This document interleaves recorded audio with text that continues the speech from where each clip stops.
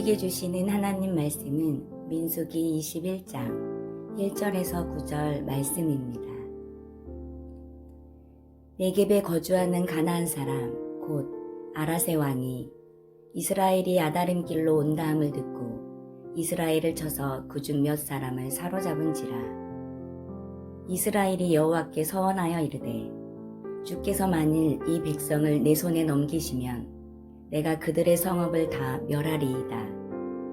여호와께서 이스라엘의 목소리를 들으시고 가나안 사람을 그들의 손에 넘기심에 그들과 그들의 성읍을 다 멸하니라. 그러므로 그곳 이름을 호르마라 하였더라. 백성이 호르산에서 출발하여 홍해길을 따라 에돔 땅을 우회하려 하였다가 길로 말미암아 백성의 마음이 상하니라. 백성이 하나님과 모세를 향하여 원망하되 어찌하여 우리를 애굽에서 인도해내어 이 광야에서 죽게 하는가. 이곳에는 먹을 것도 없고 물도 없도다. 우리 마음이 이 하찮은 음식을 싫어하노라 하매 여호와께서 불뱀들을 백성 중에 보내어 백성을 물게 하심으로 이스라엘 백성 중에 죽은 자가 많은지라. 백성이 모세에게 이르러 말하되 우리가 여호와와 당신을 향하여 원망함으로 범죄하였사오니 여호와께 기도하여 이 뱀들을 우리에게서 떠나게 하소서. 모세가 백성을 위하여 기도하매 여호와께서 모세에게 이르시되 불뱀을 만들어 장대 위에 매달아라. 물린 자마다 그것을 보면 살리라. 모세가 놋뱀을 만들어 장대 위에 다니 뱀에게 물린 자가 놋뱀을 쳐다본 즉 모두 살더라.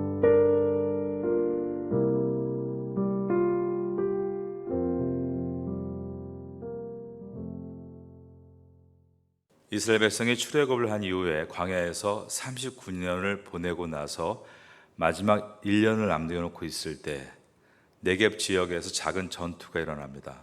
오늘 본문의 시작인 민수기 21장 1절을 보겠습니다. 네겝에 거주하는 가나안 사람 곧 아라세 왕이 이스라엘이 아다림 길로 온다함을 듣고 이스라엘을 쳐서 그중 몇 사람을 사로잡은지라. 이 전투의 발단은 아라세 왕이 이스라엘을 먼저 공격함으로 시작이 됐습니다. 이스라엘 백성은 이 일에 대해서 하나님께 아뢰었고 하나님께서 도우시면 그들과 싸워 승리할 수 있을 것이라고 기도합니다. 2절입니다. 이스라엘이 여호와께 서원하여 이르되 주께서 만일 이 백성을 내 손에 넘기시면 내가 그들의 성읍을 다 멸하리이다. 하나님은 이스라엘 백성들의 기도를 들으셨고 적들과 싸워 이기도록 역사해 주셨습니다. 그래서 적들을 완전히 진멸하는 큰 승리를 얻고 그곳 지명을 히브리어로 호르마라고 지었는데 호르마의 뜻이 진멸입니다. 3절의 말씀입니다. 여호와께서 이스라엘의 목소리를 들으시고 가나안 사람을 그들의 손에 넘기심에 그들과 그들의 성읍을 다 멸하니라. 그러므로 그곳 이름을 호르마라 하였더라. 사실 이 지역은 38년 전에 가보았던 곳입니다. 38년 전에 이스라엘 12지파 대표들이 가나안 땅을 정탐하고 돌아와서 우리가 보니까 적들이 너무 강하다. 우리는 그곳에 들어갈 수 없다라고 보고했을 때 모든 백성이 그 말에 동조하고 그래 우리는 못 들어간다. 원망의 노래를 부를 때였습니다. 하나님은 그렇다면 너희가 말한 대로 될 것이다 라고 하셨습니다. 그리고 12명의 대표들이 가나안 땅을 정탐한 40일을 하루를 1년으로 계산해서 광야에서 보내는 기간이 40년이 될 것이다 라고 하셨습니다. 그러자 이스라엘 백성들은 자기들의 말을 무르겠다며 이제라도 우리가 산에 올라가서 적들과 싸우면 하나님께서 이기게 하실지 모른다 라는 생각으로 하나님의 뜻이 아닌데도 무모하게 올라가서 많은 사람들이 죽었던 장소가 바로 오늘 이 본문의 호르마였습니다. 민수기 14장 45절을 읽어드립니다. 아말렉인과 산간지대에 거주하는 가나안인이 내려와 그들을 즉 이스라엘 백성을 말합니다. 무찌르고 호르마까지 이르렀더라. 38년 전에 1세대가 하나님께 불순종하여 비참하게 패배했던 그 호르마에서 이제 38년 후 2세대는 하나님께 순종하며 순조롭게 이곳 호르마에서 승리를 하고 있는 것입니다. 2세대의 달라진 모습은 이처럼 어려운 일을 만났을 때 모세 혼자가 아니라 이스라엘 백성 전체가 하나님께 엎드려 기도하고 주님의 뜻을 묻는 것에 있습니다. 즉 기도의 훈련이 잘 된 것입니다. 저들이 공격해오는데 우리가 싸워야 합니까? 먼저 하나님께 여쭙고 하나님께서 이들을 저희 손에 넘기신다면 저희는 이길 수 있습니다.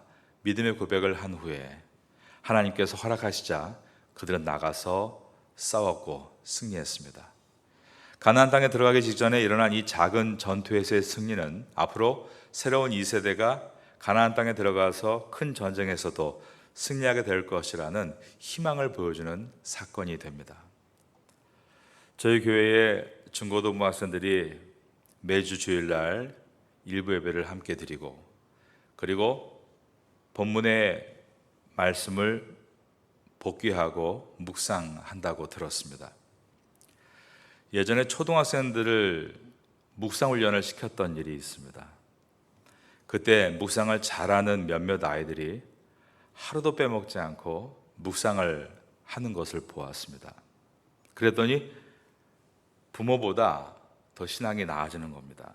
그때 아이가 묵상 일기를 기록했는데 그 내용을 보면 부모님이 교회를 빠지고 자기를 데리고 여행 간 것에 대해서 마음 아파하는 내용이 적혀 있었습니다. 그 부모님의 간증입니다. 아이가 매일 묵상하고 잠이 드니까 잠결에도 아멘 그러더랍니다. 그래서 엄마가 일어나 보니까 어느 누구도 줄 수 없는 행복한 얼굴로 잠을 자고 있더라는 부모님의 간증이 있었습니다. 꿈속에서 주님 만나는 것이죠. 저는 저희 교회 다음 세대들 가운데 우리 민족과 우리가 사는 태국을 위해서 귀하게 쓰임받는 하나님의 일꾼들이 나오기를 늘 기도하고 있습니다. 그리고 그렇게 되기 위해서는 말씀과 가까이 하고 말씀을 내면화시키고 그 결과가 생활로 나타나는 훈련입니다. 우리가 오늘 본문을 통해 1세대와 2세대의 다른 모습을 보고 있습니다. 그러나 이어지는 말씀에는 1세대와 같이 2세대에게도 여전히 달라지지 않는 모습이 있는데 그것은 바로 원망의 뿌리입니다. 5절을 봅니다. 백성이 하나님과 모세를 향하여 원망하되 어찌하여 우리를 애굽에서 인도해 내어 이 광야에서 죽게 하는가? 이곳에는 먹을 것도 없고 물도 없도다. 우리 마음이 이 하찮은 음식을 싫어하노라 하며. 원망은 뿌리가 있습니다. 그 뿌리가 오염되어 있고 전염되기 쉽다는 것을 우리가 늘 생각해야 합니다. 과거 39년 동안 광야에서 이스라엘 백성들이 원망했던 내용들을 분석해 보면 두 가지 유형인 것을 알게 됩니다. 하나는 생존에 직결된 원망입니다. 다른 하나는 욕심에 직결된 원망입니다. 생존에 직결된 원망이 호소의 원망이라면 욕심에 직결된 원망은 반역의 원망입니다. 하나님은 생존과 관련된 원망에 대해서는 늘 용납해 주시고 그들의 호소를 들어주셨습니다. 목마르다고 할 때는 물을 주셨고 배고프다고 할 때는 만나를 주셨으며 고기가 먹고 싶다고 할 때는 메추라기를 주셨습니다. 하지만 욕심에서 비롯된 원망에 대해서는 그때마다 물러서지 않으시고 그들의 반역에 대해서 심판하셨습니다. 민수기 11장 3절에서 이스라엘 백성들이 반역의 원망을 했을 때 하나님께서 불로 이스라엘 진영의 끝을 사르신 일이 있습니다. 민수기 16장 41절 이하에서는 이스라엘 백성이 다시 반역의 원망을 할 때 전염병에 돌아서 14,700명을 죽게 하셨던 일도 있습니다. 그리고 오늘 본문 민수기 21장에서 이스라엘 백성이 또다시 반역의 원망을 시작하자 우리가 잘 알고 있는 유명한 사건입니다. 불뱀을 보내셨습니다. 오늘 본문의 21장 4절입니다. 백성이 호르산에서 출발하여 홍해길을 따라 에돔 땅을 우회하려 하였다가 길로 말미암아 백성의 마음이 상하니라. 여기서 마음이 상하니라, 상하다 히브리어 원어 나쉬바르라는 단어는 단축되다라는 뜻입니다. 짧아지다 의미입니다. 2세대가 분명 1세대보다 잘하는 것이 있습니다. 그러나 잘 못하는 것이 있는데 그것이 불만을 견디는 인내가 점점 짧아졌다는 데 있습니다. 오늘날도 세대가 변할수록 두드러진 현상이 있는데 그것은 인내심이 점점 짧아진다는 데 있습니다. 그들이 마음을 상해하면서 어떤 불평을 늘어놓았는가가 5절입니다. 백성이 하나님과 모세를 향하여 원망하되 어찌하여 우리를 애굽에서 인도해 내어 이 광야에서 죽게 하는가? 이곳에는 먹을 것도 없고 물도 없도다. 우리 마음이 이 하찮은 음식을 싫어하노라 하며. 먹을 것도 없고 물도 없도다. 이 말은 과장입니다. 그리고 거짓입니다. 정말 먹을 것이 없고 물이 없었다면 어떻게 오늘까지 그들이 목숨을 유지할 수 있었겠습니까? 여기에 보면 우리의 마음이 이 하찮은 음식을 싫어하노라. 이것은 욕심과 관련된 반역의 원망임을 보여줍니다. 그들은 하나님께서 공급해 주시는 음식보다 더 좋은 음식에 욕심을 내고 있고 하늘의 기원을 가진 이 만나에 대해서 하찮은 음식이다라고 폄하하고 있습니다. 인간에게 필요한 6대 영양소가 있죠. 첫 번째가 물입니다. 그리고 탄수화물이고 그 다음 지방과 단백질, 무기질, 비타민입니다. 이 6가지의 요소로 사람은 살 수 있습니다.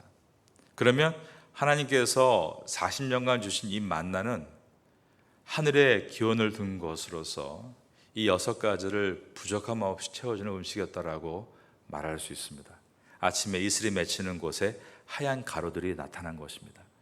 광야에서는 흙먼지가 없는 유일한 아침때 이슬 맺히는 시간에 주시는 이 만나는 깨끗하게 거둘 수 있게 되어 있었습니다. 하늘의 기운을 가진 만나를 영원히 기념하기 위해 항아리에 넣어서 법궤에 담아두게 되는데 역대상 15장에서 다윗이 예루살렘 법궤를 옮겼다. 이 역사를 마지막으로 법궤가 어디 있는지 그 법궤 속에 들어있는 만나는 어떻게 됐는지 발견되지 않고 있습니다. 이 세상에 살았던 어떤 나라와 민족도 먹어본 적이 없었던 하늘의 기원을 둔 영광스러운 만나를 먹으면서 이스라엘 백성은 오히려 그것을 하찮은 음식이다, horrible food, 끔찍한 음식이다 경멸을 했다는 것입니다. 여기서 먼저 우리가 말 조심성에 대한 교훈을 배우게 됩니다. 우리는 입에서 나오는 말을 다시 주워 담을 수 없다는 것을 늘 잊지 말아야 합니다.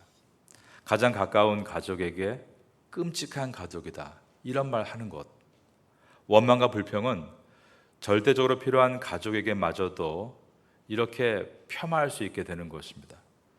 가장 평범한 일상이 사실은 가장 큰 축복임을 늘 기억해야 합니다. 가장 경건하고 성숙한 감사란 평범한 일상에서 감사할 수 있는 것입니다. 이미 여러분에게 주어진 가족이 있고 직장이 있고 또 우리 아이들이 학교를 갖고 있다면 그것은 하찮은 것이 아니라 주님이 주신 축복임을 잊지 말고 감사할 수 있게 되기를 바라겠습니다. 이스라엘 백성들이 생존과 직결된 호세의 원망이 아니라 우리는 먹을 것도 없고 마실 물도 없다. 우리에게는 이 하찮은 음식밖에 없다. 욕심과 직결된 반역을 하자. 하나님께서 불뱀을 보내서 이스라엘 백성을 심판하십니다. 21장 6절입니다. 여호와께서 불뱀들을 백성 중에 보내어 백성을 물게 하심으로 이스라엘 백성 중에 죽은 자가 많은지라. 원망과 불평의 결과가 얼마나 참혹한지를 보여주셨습니다. 히브리어로 네하심 세라핌이라고 되어 있는 이 불뱀은 강한 독성으로 타들어가는 것 같은 뜨거움 때문에 불뱀이 되었다라는 설이 있고 또 물렸을 때 나타나는 붉은 염증 때문에 불뱀이다라는 설도 있습니다. 또 하나는 뱀의 색깔이 붉은색 계통이었기 때문에 불뱀이라고 붙여졌다라는 설이 있습니다. 그 중에 이 세 번째 학설이 가장 유력한데 불뱀이 붉은색과 관련이 있었다. 이것에 대한 설명은 이제 모세가 노스로 즉 브론즈적 구리로 불뱀을 만들었다는 데 있습니다. 21장 8절을 보겠습니다. 여호와께서 모세에게 이르시되 불뱀을 만들어. 그러니까 모세는 불뱀을 만드는 것이죠. 그런데 이 불뱀을 만들었을 때 붉은색에 가장 가까운 브론즈, 노스로 만들었다는 것을 우리가 보게 됩니다. 모세는 하나님의 명령에 100% 순종하는 사람이었죠. 가령 성막을 보면 알 수 있습니다. 완벽하게 하나님께서 원하시는 식양대로 만들었던 것처럼 이번에도 가장 근접하게 하나님께서 원하시는 모양대로 이 불뱀을 만들 때 붉은색, 브론즈, 구리를 사용한 것입니다. 9절을 봅니다. 모세가 노뱀을 만들어 장대 위에 다니 뱀에게 물린 자가 놋뱀을 쳐다본즉 모두 살더라. 모세가 하나님 말씀에 순종해서 불뱀 모양과 똑같이 가장 가깝게 놋으로 뱀을 만들어 장대 위에 달자 그것을 쳐다보는 모든 사람들이 살아났습니다. 불뱀에 물리면 그 맹독 때문에 피부에 빨간 점이 올라옵니다. 살이 부풀어 오릅니다. 엄청난 통증을 느끼게 됩니다. 그리고 몸의 기관들을 하나씩 잃게 되는데 처음에 혀, 언어의 능력을 상실하게 되고 그 다음에 눈, 시각을 상실하게 됩니다. 그 다음에 귀, 청각을 상실하게 됩니다. 그리고 나서 맥박이 희미해지면서 죽음에 이르게 됩니다. 그러므로 불뱀에 물렸을 때는 물린 곳으로부터 두 뼘 위를 천으로 단단히 조여매서 독이 혈관을 타고 머리로 가지 않도록 해야 합니다. 그리고 물린 곳의 살을 파내어 독을 제거해야 합니다. 그리고 약을 발라주면 살 수 있습니다. 그런데 하나님께서는 그냥 장대에 단 놋뱀을 바라보면 살게 될 것이다 라고 하신 것입니다. 그래서 이스라엘 유적지를 가보면 느보산이라는 곳에 이제 모세가 마지막 서 있던 곳이죠. 모세를 기념하기 위해서 모세가 만든 놋뱀을 장대 위에 매달은 큰 조각상이 세워져 있습니다. 가끔 지나가는 앰뷸런스 차량 뒷유리 창에 보면 막대기에 뱀이 걸쳐져 있는 로고를 보게 되시죠. 하지만 아쉽게도 이것은 기독교 관련된 놋뱀은 아닙니다. 고대 그리스 신화에 나오는 의술과 아스클레피오스가 가지고 다녔던 지팡이에 아무리 죽여도 죽지 않는 뱀을 휘감아 가지고 다녔다는 신화를 바탕으로 만든 로고입니다. WHO 보건기구가 이 로고를 쓰기 때문에 태국에 있는 앰뷸런스도 보면 뱀 모양이 붙어 있고 한국에 있는 앰뷸런스에서도 그 뱀 모양의 로고가 차량 뒤편에 박혀 있는 것을 볼 수 있습니다. 기독교에서는 장대에 달린 놋뱀을 왜 우리가 강조하는가? 그것은 예수님의 십자가를 예표하는 사건이기 때문입니다. 우리가 잘 알고 있는 요한복음 3장 16절에 하나님이 세상을 이처럼 사랑하사 독생자를 주셨으니 이는 그를 믿는 자마다 멸망하지 않고 영생을 얻게 하심이라. 그런데 이 두 절 앞에 요한복음 3장 14절에는 하나님께서 그 독생자 예수를 어디에 내어 주실 것인가가 기록되어 있습니다. 모세가 광야에서 뱀을 든 것 같이 인자도 들려야 하리니, 그 다음 똑같은 문장입니다. 이는 그를 믿는 자마다 영생을 얻게 하려 하심이라. 요한복음 3장 14절과 15절인 것입니다. 그리고 나서 16절 하나님의 세상을 이처럼 사랑하사 독생자를 주셨으니 이는 그를 믿는 자마다 멸망하지 않고 영생을 얻게 하려 하심이라. 15절과 16절의 마지막이 같은 내용입니다. 이는 그를 믿는 자마다 영생을 얻게 하려 하심이라. 그런데 16절에서 하나님이 세상을 이처럼 사랑하사 독생자를 주셨으니에서 어디에 내어 주시는가? 14절에서는 모세가 광야에서 뱀을 든 것 같이 인자도 들려야 하리니 라고 하시면서 바로 모세가 광야에서 뱀을 든 사건이 예수의 십자가를 상징한다는 것을 말하고 있는 것입니다. 우리는 이런 질문을 하게 됩니다. 왜 하필 물려 죽게 된 뱀을 장대에 달라고 하신 것일까? 이러한 궁금증을 가지게 됩니다. 그 이유는 죄의 심각성을 깨닫고 이제는 이 죄와 멀어지기 위해서, 즉 회개하기 위해서입니다. 이스라엘 백성이 어떻게 회개했는가? 21장 7절을 보겠습니다. 이 말씀은 회개의 기도입니다. 백성이 모세에게 이르러 말하되 우리가 여호와 당신을 향하여 원망함으로 범죄하였사오니, 회개 기도죠. 여호와께 기도하여 이 뱀들을 우리에게서 떠나게 하소서. 그런데 이들의 회개는 부족한 회개라고 말할 수 있겠습니다. 그들은 여호와께 기도하기를 이 뱀들을 우리에게서 떠나게 하소서. 근데 여러분, 이 문장이 어디에 나오는지 아십니까? 출애굽기 8장 8절에 보면 애굽왕 바로가 모세에게 했던 말입니다. 나와 이 백성에게서 개고리를 떠나게 하라. 이 뱀들을 우리에게 떠나게 하소서와 나와 백성에게서 개고리를 떠나게 하라, 다르지 않다는 것입니다. 이 둘 다 모두 회개의 목적이 자신을 변화시키는 데 있는 것이 아니라 환경을 변화시키는 데만 두고 있는 것이 있습니다.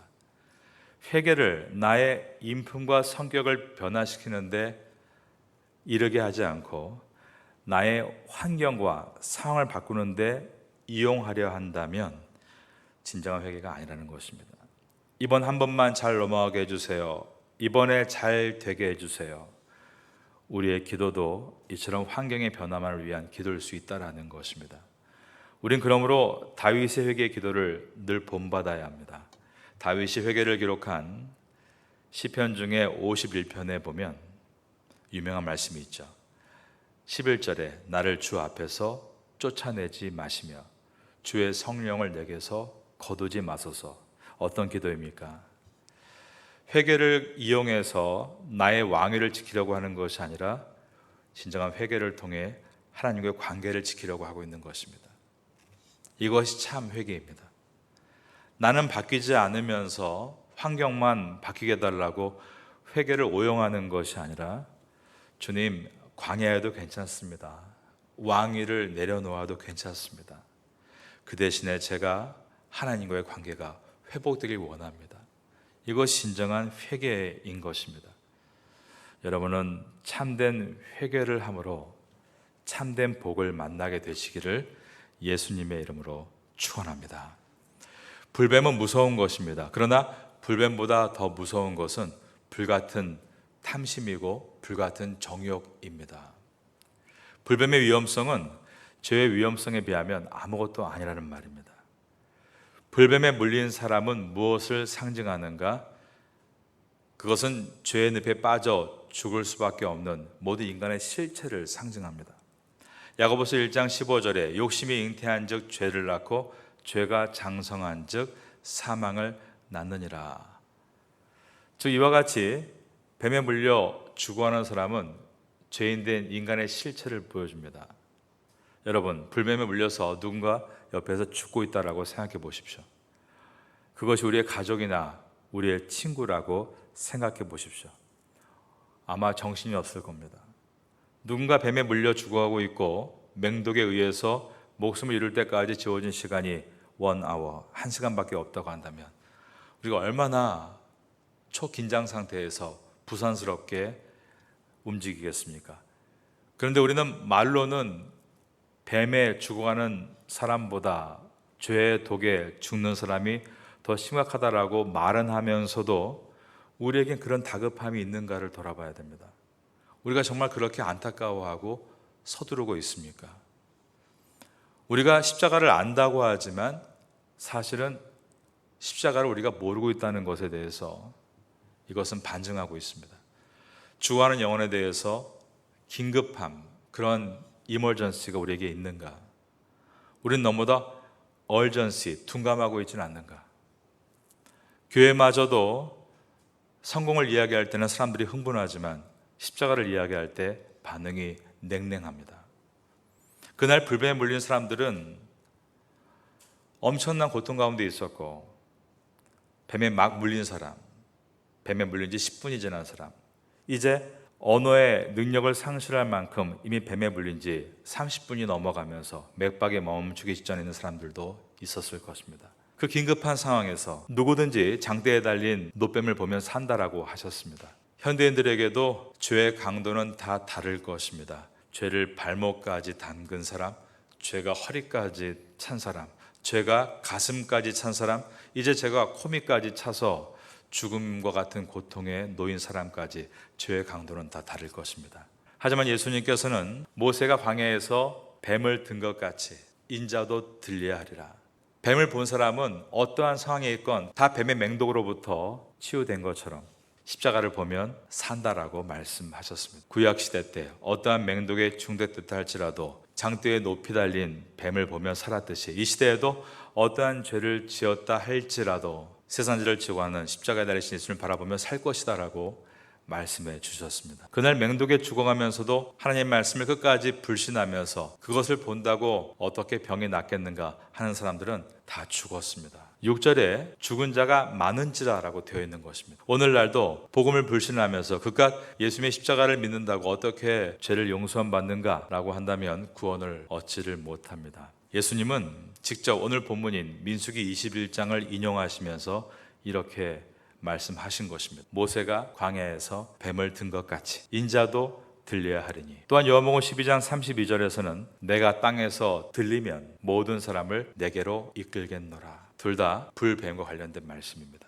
불뱀에는 독이 있습니다. 그러나 장대 위에 달린 노뱀에는 독이 없죠. 마찬가지로 죄인된 인간을 대신해 죄인의 옷을 옴팡 입고 십자가에 달리신 예수님은 그러나 죄가 없으십니다. 그래서 요한일서 3장 5절에서 그가 우리 죄를 없애려고 나타내신 것을 너희가 아나니 그에게는 죄가 없느니라 선언했고, 베드로전서 3장 18절에는 그리스도께서 단번에 죄를 위하여 죽으사 의인으로서 불의한 자를 대신하셨으니 이는 우리를 하나님 앞으로 인도하려 하심이라 라고 기록했습니다. 그러므로 노뱀을 바라보는 자마다 구원을 얻었던 것처럼 예수 그리스도의 십자가를 믿는 자마다 구원을 얻게 되는 것이다. 이것이 성경의 가르침입니다. 그날 광야에서 모세가 사람들이 모두 장대에 달린 노뱀을 보고 살기 위해서 얼마나 분주했을지가 상상이 됩니다. 아마 모세가 행여나 이 장대에 달린 노뱀을 보지 못할 수 있을까 사력을 다해 팔을 들고 아마 점프를 하면서까지 모든 사람들이 이 노뱀을 보게 했을 것입니다. 바로 이것이 교회의 마음이어야 하고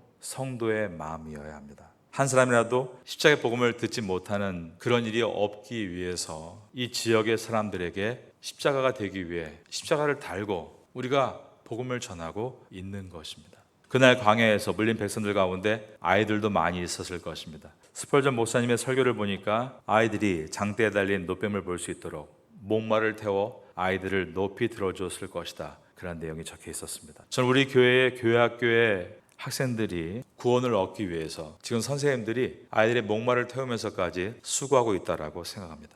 또한 우리 주변에 아직 어린아이와 같은 신앙인들이 있을 때 그 사람들도 십자가를 바라볼 수 있도록 그들을 힘껏 들어 올려 주어야 합니다.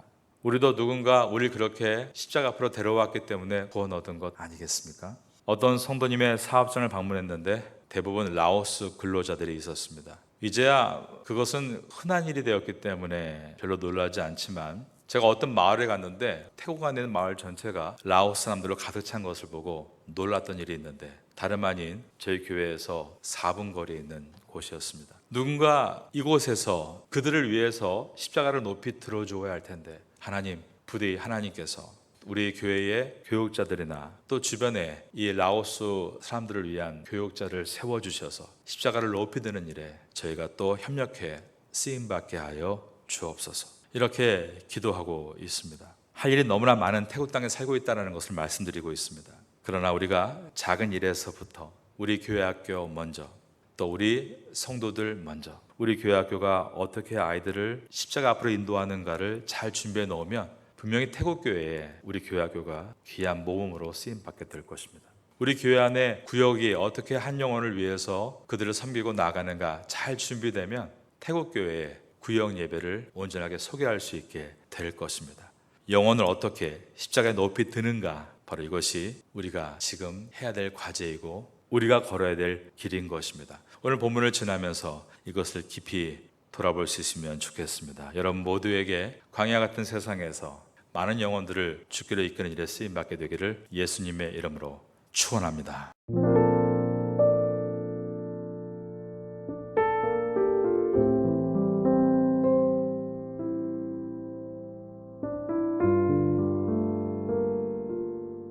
지금은 함께 마음을 열고 기도하는 시간입니다. 5월에 우리가 함께 품고 기도할 제목을 나눕시다.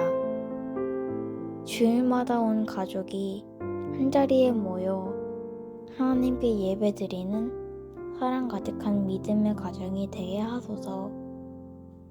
출퇴근 길마다 부부간에 부모와 자녀 간에 축복의 말이 오가며 하루를 따뜻하게 시작하고 마무리하게 하소서. 외롭고 힘겨운 이웃들의 마음에 주님의 따스한 위로가 스며들게 하소서. 5월 24일과 25일 중고등부 캠프가 주님의 인도하심 속에 은혜롭게 준비되게 하소서. 이 시간 말씀을 붙잡고 드리는 우리의 기도가 삶 속의 아름다운 열매로 맺히기를 소망합니다.